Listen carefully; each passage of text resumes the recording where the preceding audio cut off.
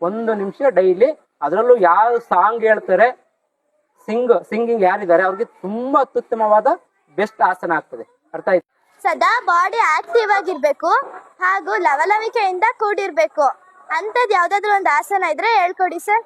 ನೋಡ್ರಪ್ಪ, ಇವಾಗ ಹುಡುಗಿ ಕೇಳಿದ್ದು ಸದಾ ಆಕ್ಟಿವ್ ಆಗಿರ್ಲಿಕ್ಕೆ ಮತ್ತೆ ಬಾಡಿ ಉತ್ಸಾಹವಾಗಿರ್ಲಿಕ್ಕೆ ಯಾವ ಆಸನ ಮಾಡ್ಬೇಕು ಅಂತ ಕೇಳ್ತು. ಅದಕ್ಕೆ ಬೆಸ್ಟ್ ಆಸನ ಅಂದ್ರೆ ಧನುರಾಸನ. ಓಕೆ, ಹೇಗೆ ಮಾಡೋದು ಅಂತ ಹೇಳ್ಕೊಡ್ತೀನಿ. ಫಸ್ಟ್ ಈಗ ಇದನ್ನ ನಾವು ದಂಡಾಸನ ಅಂತ ಕರಿತೀವಿ. ವಜ್ರಾಸನಕ್ಕೆ ಹೋಗಪ್ಪ. ವಜ್ರಾಸನಕ್ಕೆ ಇದು ಯಾವ ಆಸನ ಇದು? ಓಕೆ, ವಜ್ರಾಸನಕ್ಕೆ ಬರ್ಬೇಕು. ವಜ್ರಾಸನದಿಂದ ಮಲಗಬೇಕು, ಹೊಟ್ಟೆ ಮೇಲೆ ಮಲಗಪ್ಪ, ಹೊಟ್ಟೆ ಮೇಲೆ. ಓಕೆನಾ? ನೆಕ್ಸ್ಟ್ ಕೈಯಿಂದ ಹಿಂದೆ ಹಾಕು, 2 ಕಾಲನ ಮೇಲೆ ಎತ್ತು, ಲಾಕ್ ಮಾಡ್ಕೋ.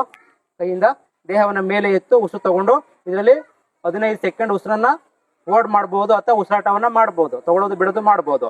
ಕುತ್ತಿಗೆಯನ್ನ ಮೇಲೆ ಎತ್ತಬೇಕು. ನೋಡಪ್ಪ, ಇದು ಬೆನ್ನು ಏನಿದೆ, ಬೆನ್ನು ನರಗಳಿದೆ, ಇದು ಎಲ್ಲ ಫ್ಲೆಕ್ಸಿಬಲಿ ಆಗ್ತವೆ.